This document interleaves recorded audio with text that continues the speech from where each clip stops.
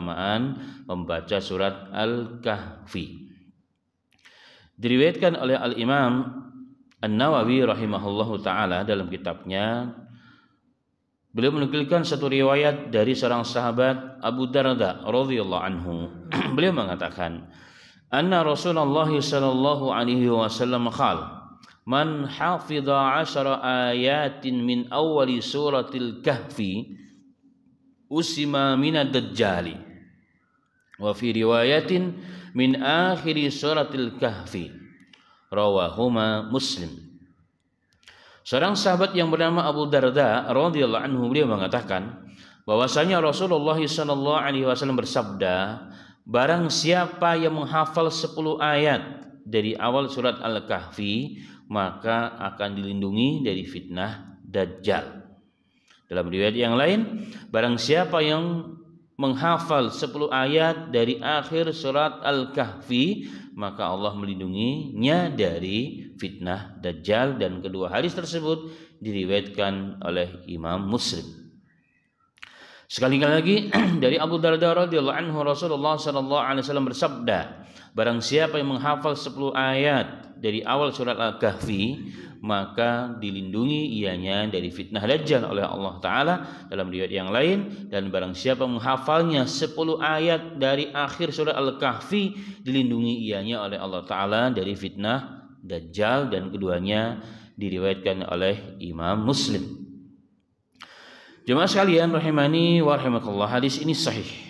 Hadis ini sahih. Dari hadis ini jemaah sekalian ada beberapa catatan penting. Yang pertama terkait dengan bahasan kitab, keutamaan membaca surat Al-Kahfi. Maka pada hadis atau kedua riwayat ini nampak jelaslah tentang kekhususan, keistimewaan surat Al-Kahfi jika dibaca, apalagi dihafal oleh seorang muslim dan mendawamkannya, mengistiqomahkannya dibaca. Satu di antara keutamaannya adalah apa? Allah jadikan sebab orang tersebut akan dilindungi oleh Allah Subhanahu wa taala dari fitnah Dajjal. Dan fitnah Dajjal adalah fitnah yang terbesar yang pernah Allah ciptakan di muka bumi ini, yang akan menimpa umat manusia. Sehingga dalam hadis yang lain, tidak seorang nabi pun kecuali memberitahukan tentang fitnah dan bahaya Dajjal, termasuk Nabi kita Muhammad sallallahu alaihi wasallam. Bahkan dalam hadis yang sahih, Nabi Muhammad sallallahu alaihi wasallam mencontohkan dan mensunahkan kepada kita di akhir salat sebelum kita salam, pada tahiyat akhir, untuk membaca pelindungan dari beberapa perkara, satu di antaranya dari fitnah Al-Masih Ad-Dajjal. Jadi sebelum kita salam, Allahumma inni a'udzubika min fitnati al-masih ad-dajjal. Itu salah satu doa kita. Dan ini menunjukkan kepada kita semua bahwa Dajjal itu memang ada dan fitnahnya sangatlah besar. Maka dengan kembali kepada hadis ini, nampak jelaslah keutamaan dan keistimewaan surat Al-Kahfi dan merupakan hadiah rahmat bagi kita semua.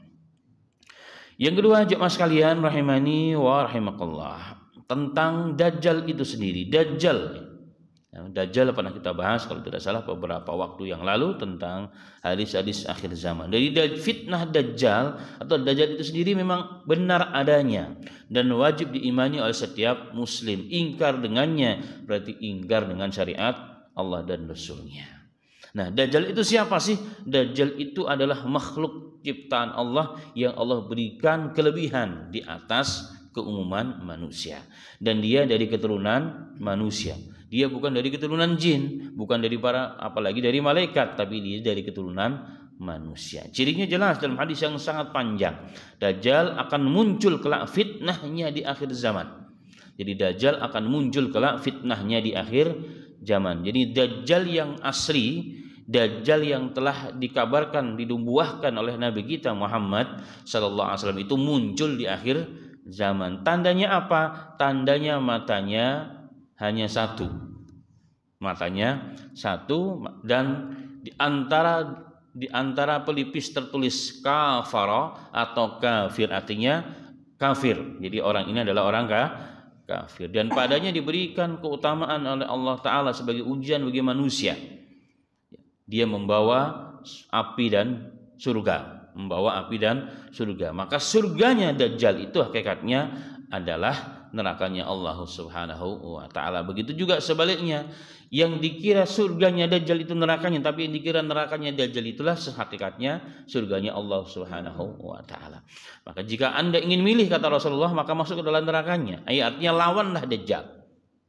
Lawanlah Dajjal. Dan Rasulullah mengatakan, ketika Dajjal muncul, tidak ada tempat di muka bumi ini kecuali akan didatangi, dan keberadaannya selama 40 hari 40 malam. Tetapi hari pertama, kata Nabi kita Muhammad SAW, lamanya seperti 1 tahun, dan hari kedua lamanya seperti 1 bulan, hari ketiga lamanya seperti 1 pekan, dan seterusnya. Kemudian hari-hari berikutnya normal sebagaimana hari-hari biasa. Hanya ada 2 tempat yang tidak akan dimasuki oleh Dajjal, alias dilarang oleh Allah untuk dimasuki oleh Dajjal, yaitu Al-Madinah Al-Munawwarah dan Makkah Al-Mukarramah, di mana di setiap jalan pintu masuk ke Makkah dan ke Madinah dijaga oleh malaikat-malaikat Allah yang telah menghunus pedang, siap untuk menebaskan pedangnya kepada Dajjal jika Dajjal berani mendekat kepada 2 kota suci tersebut. Dan ini keutamaan kota Makkah dan Madinah. Jemaah sekalian rahimani wa rahimakumullah. Kemudian siapakah pengikut Dajjal? Dajjal pengikutnya banyak, tetapi yang menjadi pasukan khususnya adalah, dalam hadis yang sahih Nabi Muhammad SAW mengatakan, Dajjal akan muncul dari kampung namanya kampung Yahudiyah. Dan itu sudah ada. Tempatnya di wilayah Asfahan. Asfahan adalah sekarang hari ini masuk ke kota, salah satu provinsi terbesar di pertengahan negara Iran. Dan hari ini di tempat itu memang banyaknya sinagog dan tidak ada masjid-masjid Ahlussunnah wal Jamaah. Dan itu fakta sesuai dengan hadis Nabi Muhammad SAW. Dari sana kemudian muncul, tapi syiarnya nanti tersebar beritanya kemunculannya ketika sudah berada di wilayah Syam, dan bersamanya 70.000 pasukan khusus dari kalangan Yahudi. Dari kalangan Yahudi, dan nanti kala akan berhadapan dengan pasukannya Imam Mahdi yang kemudian digantikan kepemimpinannya oleh Nabi Isa alaihi salatu wassalam. Karena setelah Imam Mahdi muncul, seorang pemimpin yang akan menyatukan seluruh umat manusia dari keturunan Nabi Muhammad itu muncul, kemudian Dajjal muncul, setelah itu baru turunlah Nabi Isa alaihi salatu wassalam, dan Dajjal kelak akan dibunuh oleh Nabi Isa, dan itu merupakan ketentuan Allah Subhanahu wa taala. Sehingga ada satu kalimat dalam bahasa Arab, qatala al-masih al-masiha, telah membunuh Al-Masih Isa Al-Masih, maksudnya alaihi salatu wassalam, telah membunuh siapa? Al-Masih Ad-Dajjal. Dan itu ketentuan Allah Subhanahu wa taala. Baik, berarti kesimpulannya Dajjal itu ada, dan kalau akan muncul fitnahnya di akhir zaman. Dan kembali kepada hadis, satu di antara keutamaannya atau kiat-kiat agar kita dilindungi oleh Allah dari fitnah Dajjal adalah membaca dan menghafal 10 awal surah Al-Kahfi dan atau 10 akhir surah Al-Kahfi, sebagaimana dalam riwayat Muslim. Dalam hadis yang lain, jemaah sekalian rahimani wa rahimakallah, dari ayat Abu Sa'id Al-Khudri, dari riwayat Abu Sa'id Al-Khudri radhiyallahu anhu, beliau mengatakan bahwasanya Rasul sallallahu alaihi wasallam pernah bersabda, "Man qara'a kama unzila, man qara'a al-kahfi, ya man qara'a al-kahfa kama unzilat, kanat lahu nurun yaumal qiyamati min maqamihi ila Makkah. Wa man qara'a 10 ayatin minha summa kharaja dajjal lam yusallit alaihi. Wa man tawadda'a thumma qala subhanaka Allahumma wa bihamdik la ilaha illa anta astaghfiruka wa atubu ilaik, kutiba fi rakkin summa tubi'a fi tabi'in falam yaksir ila yaumil qiyamah." Rawul Al-Hakim, hadis riwayat Hakim sesuai dengan syarat Sahih Bukhari dan Muslim. Rasul sallallahu alaihi wasallam bersabda, barang siapa yang membaca surat Al-Kahfi sebagaimana diturunkan, jadi cara bacanya benar berarti. Jadi membaca surah Al-Kahfi sebagaimana Allah turunkan, bacanya benar, tidak ada kesalahan. Maka ia akan diberikan cahaya pada hari kiamat.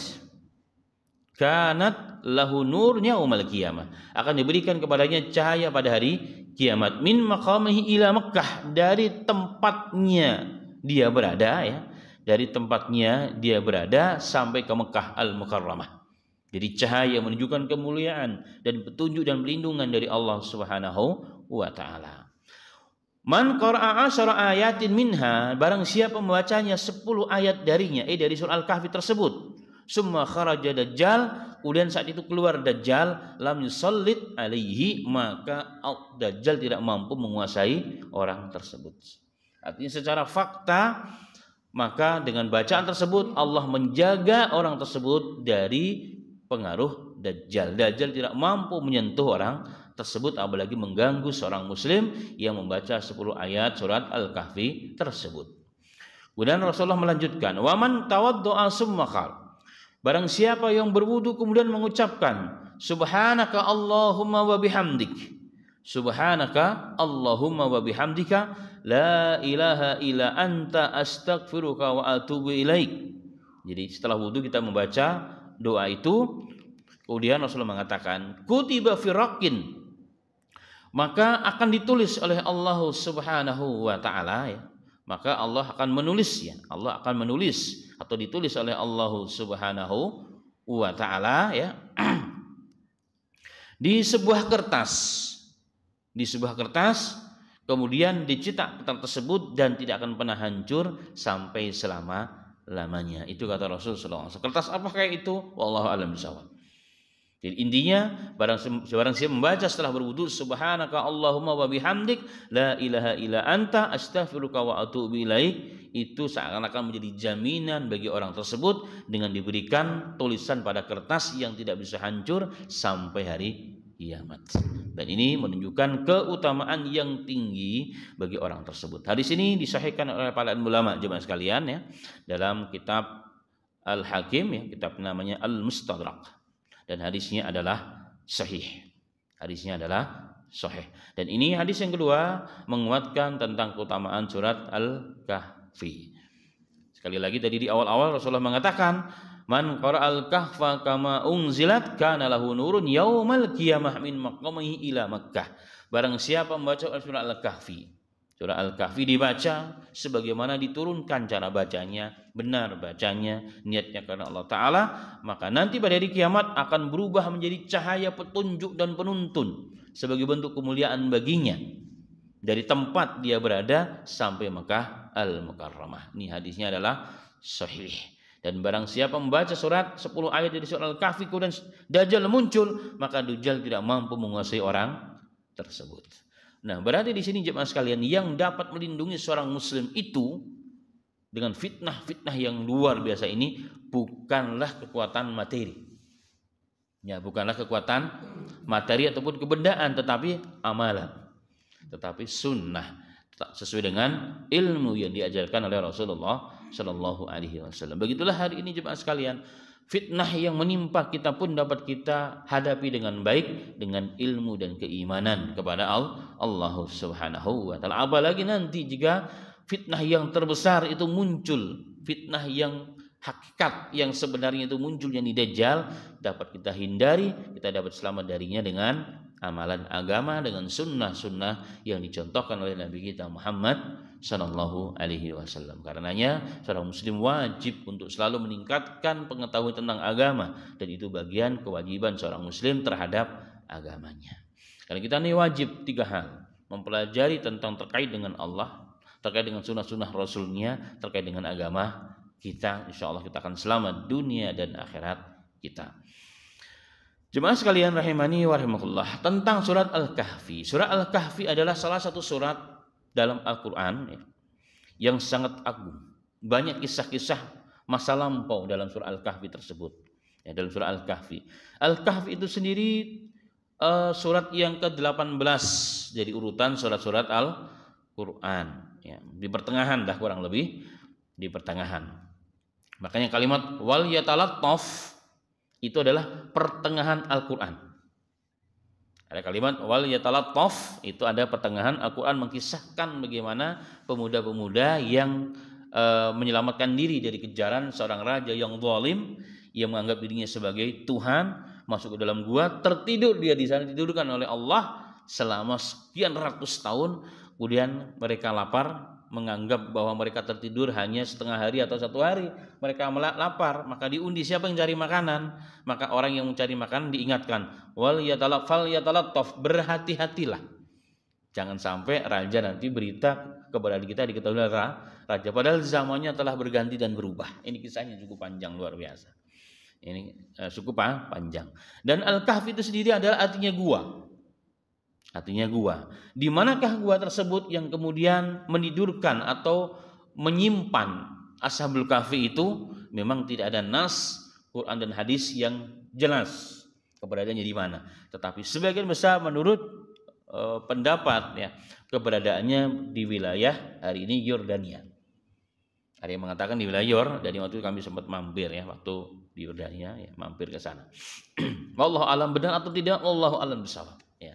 Karena memang tidak ada nas yang jelas, yang autentik, yang bisa dijadikan sandaran pasti dalam pandangan Islam. Jadi boleh-boleh saja berpendapat sana sini ya, tidak ada masalah. Baik, itulah surah Al-Kahfi jemaah sekalian. Di dalamnya sekali lagi terdapat kisah-kisah yang luar biasa.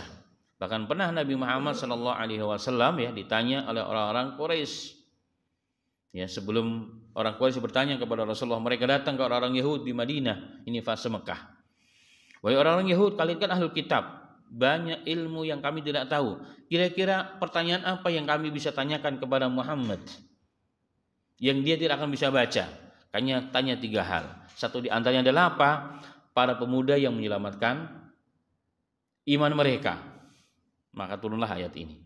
Ya, turunlah ayat tersebut. Dan mereka mengatakan tidak akan bisa menjawab kecuali dia seorang nabi.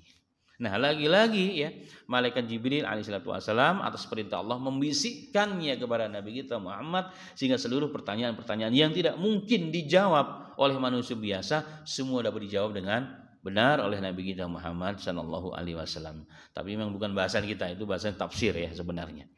Baik, kembali kepada fokus kepada hadis jemaah sekalian. Surat Al-Kahfi dan Dajjal. Nah, ini mungkin perlu hal kita bahas ya. Surat Al-Kahfi dan Dajjal. Rasul sallallahu alaihi wasallam pada bahasan kita ya mengatakan dengan jelas, satu di antara keutamaan dan keistimewaan surah Al-Kahfi adalah apa? Jika dibaca maka melindungi pembacanya, jika dihafal dan dibaca melindungi pembacanya dan penghafalnya dari fitnah Dajjal. Itu kata Rasul sallallahu alaihi wasallam. Fitnah Dajjal.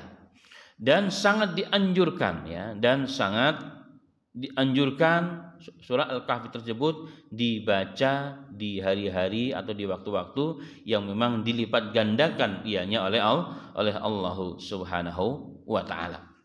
Oleh Allah Subhanahu wa taala, seperti pada hari Jumat ya, seperti pada hari karena hari Jumat adalah hari yang terbaik ya, hari yang terbaik untuk memperbanyak amalan-amalan, apalagi sesuatu yang sesuai dengan perintah Nabi kita Muhammad sallallahu alaihi wasallam.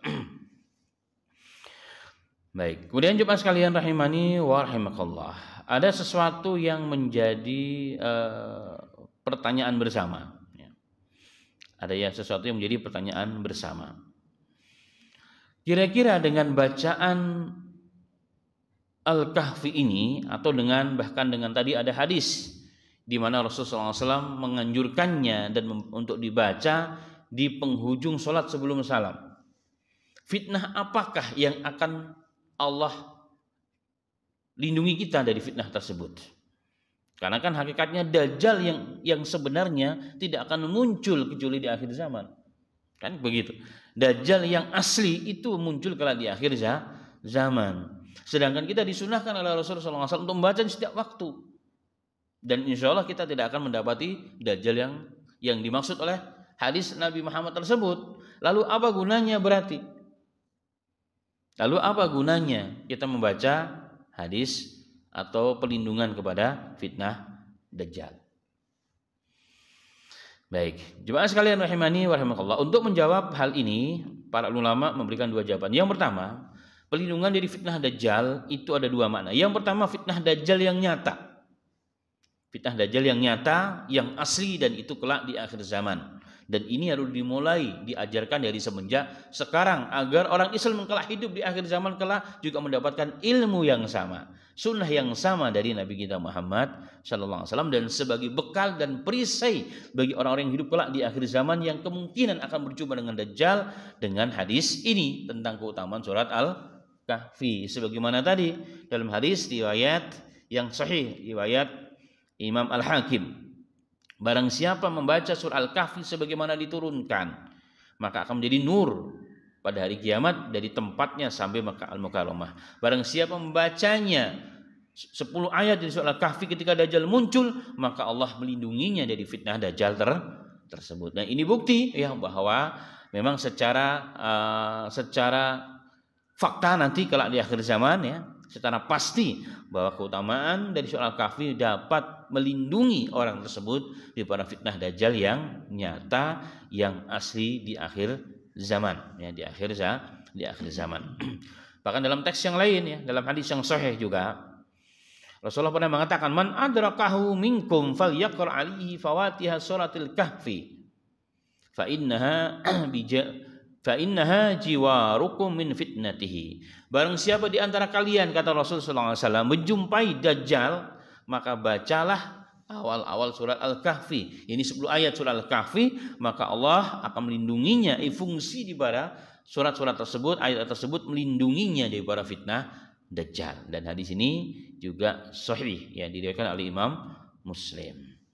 Nah, ini makna yang pertama. Makna yang kedua jemaah sekalian, yang dimaksud fitnah Dajjal di sini baik pada keutamaan surah Al-Kahfi, baik dalam doa yang diajarkan oleh Rasul sallallahu alaihi wasallam ya, yang diriwayatkan oleh Muslim, Allahumma inni a'udzubika min adabi jahannam wa min adabil qabri. Ya Allah, ya Tuhanku, aku berlindung kepadamu dari fitnah azab api neraka, wa min adabil qabri, dan juga dari azab api, dari azab kubur, dari azab alam barzah, wa min fitnatil mahya wa mamat, dari fitnah kehidupan dan kematian, wa min syarri fitnati al-masih ad-dajjal, dan aku berlindung kepadamu dari kejelekan fitnah al-masih ad-dajjal.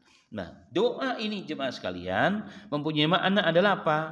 Selain kita dilindungi oleh Allah Ta'ala dari fitnah Dajjal yang asli, dan itu munculnya kelak di akhir zaman. Yang kedua, makna di pada doa ini adalah agar kita dilindungi oleh Allah daripada fitnah Dajjal.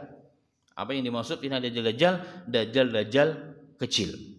Jadi dari fitnah Dajjal kecil. Kalau bukan itu maksudnya, maka hadis ini nggak ada maknanya.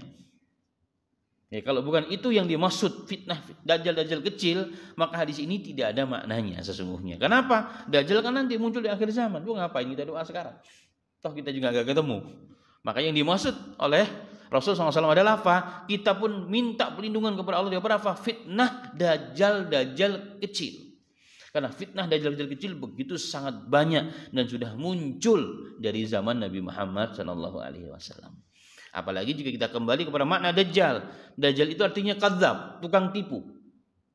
Agar Allah lindungi kita dari siapa? Dajjal kecil. Dan di antara makna Dajjal kecil adalah dilindungi dari orang-orang yang suka menipu, memanipulasi kebenaran, ya, memanipulasi kebenaran. Jadi fitnah Dajjal itu begitu sangat banyak jemaah sekalian. Maka kita minta perlindungan kepada Allah Subhanahu wa taala pada fitnah tersebut. Bayangkan Dajjal kecil saja begitu sangat besar ya, pengaruhnya dalam kehidupan kita, kepada keimanan kita, kepada akidah kita, apalagi jika Dajjal yang sesungguhnya muncul kelak. Dan ini semua ya, tidak ada yang mampu melindungi dari ini semua kecuali taufik pelindungan dari Allah Ta'ala. Makanya kita tidak boleh melepaskan doa tersebut. Maka kita baca doa jemaah sekalian di akhir sebelum kita salam, di antaranya apa?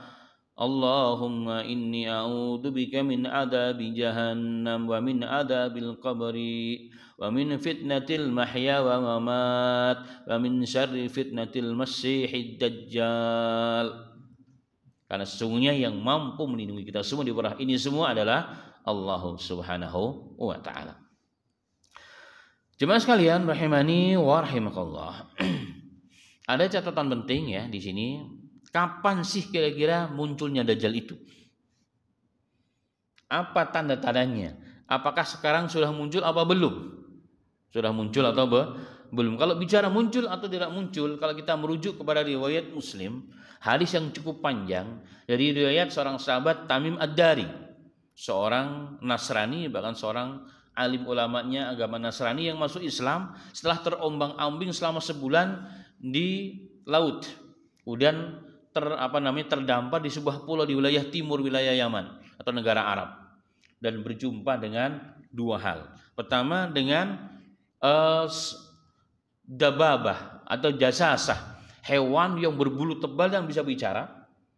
Ini hadisnya sahih. Yang kedua, berjumpa dengan Al-Masih Ad-Dajjal yang sedang dirantai dengan rantai besi. Nah, berarti di zaman Nabi Muhammad itu sudah ada Dajjal, sudah menuju Dajjal, tapi Dajjal belum diizinkan oleh Allah untuk keluar dan memfitnah manusia. Tapi kata dalam riwayat tersebut, tetapi waktu untuk keluar sudah dekat. Waktu untuk keluar sudah dekat. Apa tandanya? Ya, tandanya banyak ya, tandanya banyak. Nah, di antaranya jemaah sekalian ya, pada beberapa hadis yang lain menjelang datangnya Dajjal, nanti Allah Subhanahu wa taala akan berikan kekeringan pada manusia selama 3 tahun. Ini hadisnya juga sahih. Ya, akan diberikan kekeringan. Tahun pertama Allah Subhanahu wa taala menahan air hujan untuk turun. Ya, dibolehkan turun hanya sekian persennya. Hanya sekian persennya. Begitu juga untuk tumbuhan, tidak tumbuh tumbuhan tersebut kecuali hanya sekian persennya, sehingga nanti pada tahun yang ketiga maka tidak satu tetes pun air hujan turun selama tahun itu, dan tidak satu tumbuhan pun tumbuh di zaman itu. Sehingga dalam hadis Rasulullah Shallallahu Alaihi Wasallam mengatakan, sehingga tidak tidak ada tumbuhan pun tumbuh, tidak ada tumbuhan satu pun tumbuh, dan tidak ada seekor hewan pun kemudian bisa hidup dan tersisa, karena nggak ada makanan. Ya. Tidak ada makanan sehingga mereka akan mati. Maka saat Rasulullah bercerita tentang hadis ini, Rasulullah ditanya, ya Rasulullah, fama ya'isun nasu fi dzalika zaman. Kalau 3 tahun begitu menderita manusia, kering kerontang bumi, terutama tahun yang ketiganya, nggak tumbuhan satu pun tumbuh, nggak satu tetes pun air hujan turun. Ya. Ini hadisnya sahih. Lalu bagaimana hidupnya manusia ya Rasulullah? Maka Rasulullah Shallallahu Alaihi Wasallam mengatakan, at-tahlilu wat-takbir wat-tahmid. Jadi orang tuh hidupnya dengan apa? Dengan la ilaha illallah, la ilaha illallah. Dengan apa? Takbir, Allahu akbar, Allahu akbar. Alhamdulillah, alhamdulillah, alhamdulillah. Itu kata Rasulullah, yajri'u dzalika 'alaihim majra'at at-ta'am. Itu menggantikan makanan dan minuman bagi orang-orang yang beriman kepada Allah dan Rasul-Nya. Jadi nanti orang kenyang dengan takbir, nanti orang akan kenyang dengan tasbih, dengan tahlil la ilaha illallah, la ilaha illallah. Itu nanti kelak akan muncul kapan? Ketika menjelang datangnya Dajjal. Nah, ulama mengatakan ya, hadis ini sahih. Nah, yang kedua, kenapa itu terjadi menjelang munculnya Dajjal? Sebagai ujian yang nyata, sebagai pelengkap ujian bagi manusia.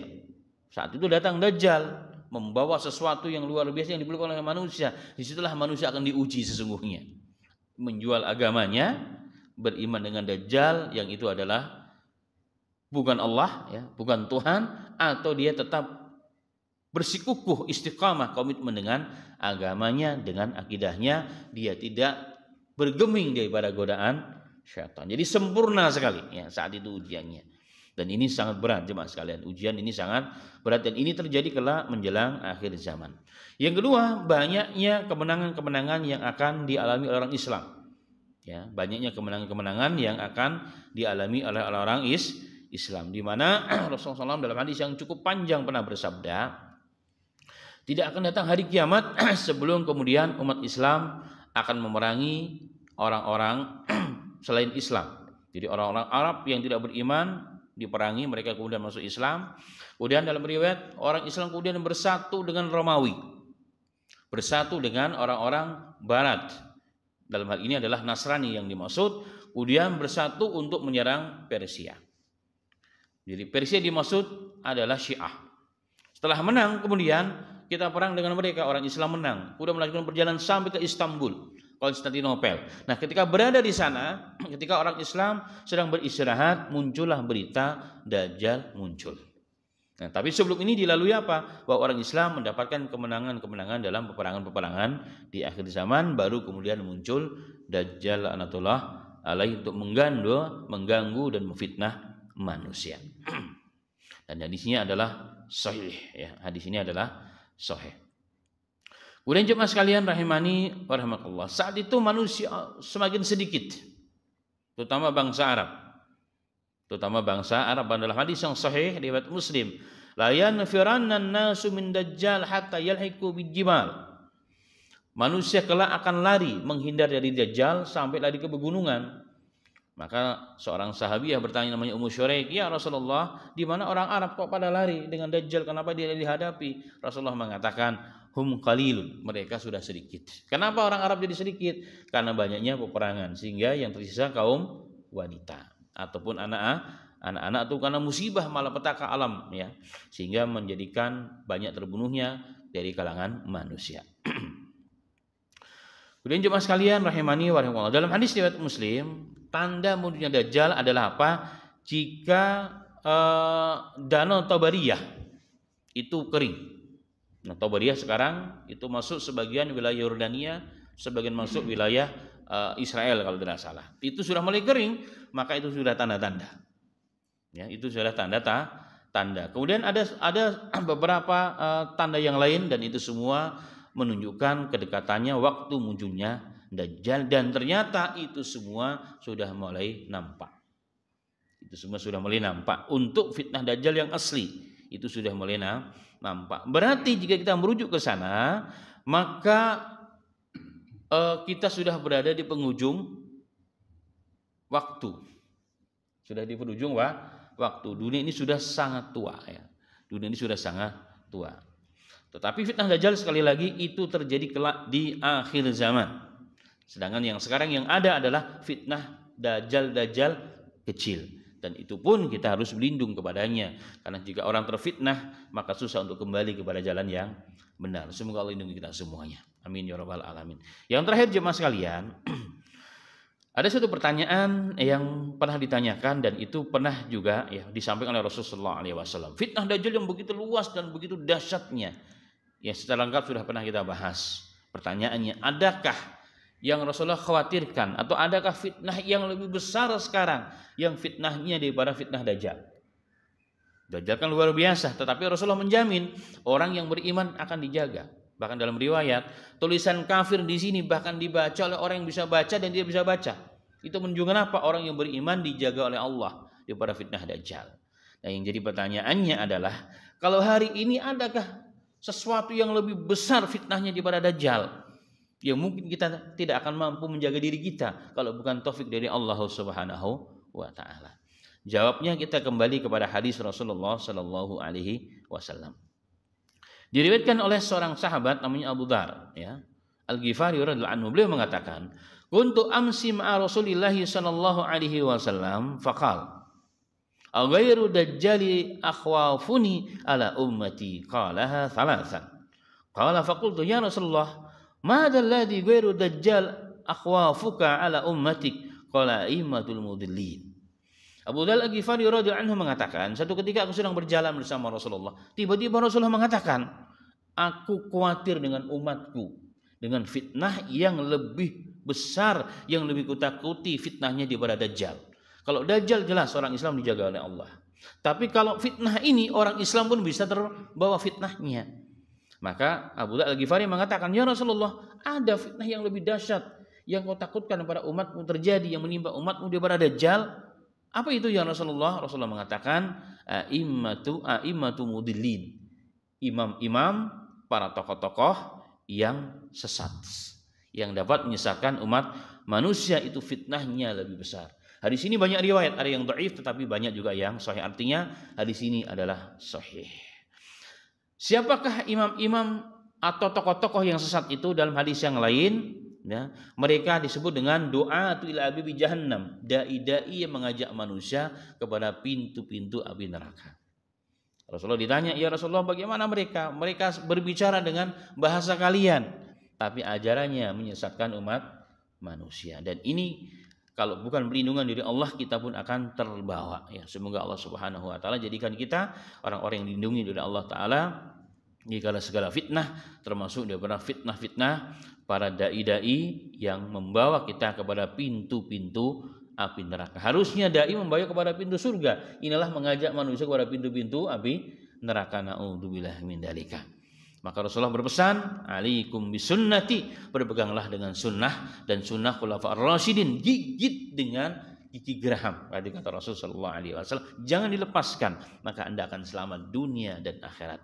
Maka pegangan kita adalah agama ini, agama yang diajarkan kepada guru-guru kita yang sesuai dengan tuntunan agama kita. Maka insya Allah fitnah bagaimanapun Allah selamatkan dan Allah jaga kita di pada hal tersebut. Karena sesungguhnya tidak ada yang mampu menjaga dari kala fitnah kecuali taufik dan hidayah dari Allah Subhanahu wa Ta'ala. Demikian yang bahas ini di pagi yang berbahagia ini, semoga menambah keilmuan dan menambah keyakinan kita kepada agama kita, dan kita selamat dunia dan akhirat insyaallah taala. Amin ya rabbal alamin. Demikian, semoga bermanfaat.